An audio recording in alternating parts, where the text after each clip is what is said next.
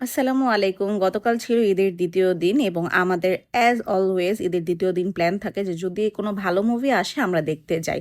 তো যেহেতু লাইভ ভার্সিসি পরীক্ষা এবার ওকে আর নিতে পারি নাই। আর সকালবেলা ওঠার পরে যদিও অনেক কিছু ছিল বাট আমার ডিমান্ড ছিল যে আম্মুর হাতের পরোটা, গরুর মাংস, ডিম কুচি খাবো।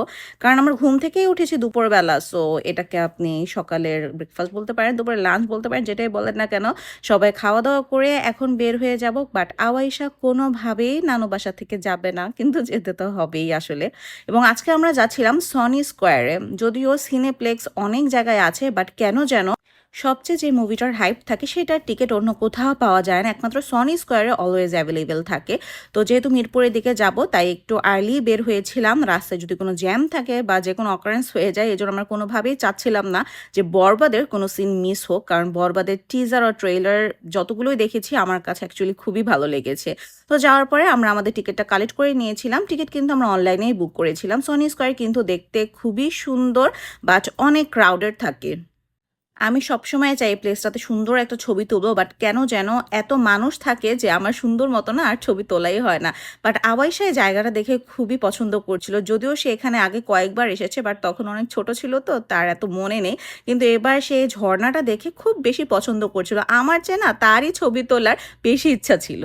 যেহেতু ঈদের মধ্যে রাস্তা ফাঁকা থাকে তাই আমরা আসলে একটু আর্লি পৌঁছে গিয়েছিলাম, তখন টিকিট দিল আমাদেরকে এন্টার করতে দেয়নি।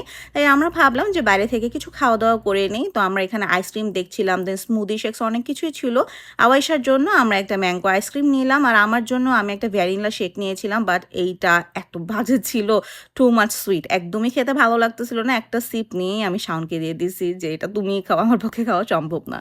তারপরে এখন আমাদের সিনেপ্লেক্সে ঢোকার সময় হয়ে গিয়েছে এবং অবভিয়াসলি যে কোনো মুভি দেখতে গেলে একটু স্ন্যাক্স তো নিতেই হয়। আওয়াইশার পপকর্ন খুবই পছন্দ তাই আমরা পপকর্ন নিলাম, সাথে ওদের পটেটো স্ট্রিক্স এবং একটা ড্রিঙ্কস নিলাম। যদিও মুভির টাইম ছিল ৫টায় বাট শুরু হতে হতে সোয়া ৫টা বেজে গিয়েছে, যেহেতু অনেক মানুষ ছিল একটু সময় লেগে গিয়েছে। আর আওয়াইশাও কিন্তু মুভি দেখতে গেলে বেশ এনজয় করে, দেখুন কিভাবে মুভির সং এর সাথে সে নাচতেছে হলের মধ্যে।